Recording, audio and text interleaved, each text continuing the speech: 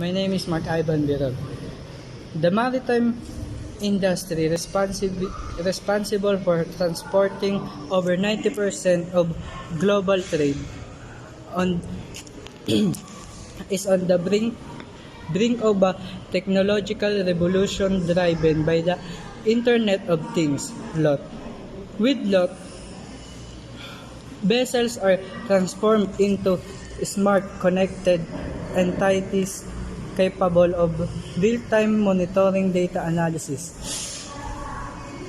and automation. Let's delve into the myriad application of LOT in the maritime sector. The integration of LOT in the maritime sector heralds a new era of efficiency, safety, and sustainability by leveraging real-time data, automation, and predictivity analytics.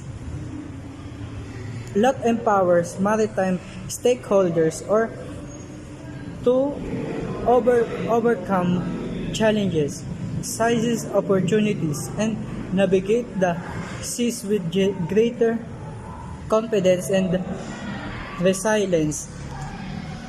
As the maritime industry embraces digital transformation, LOT stands poised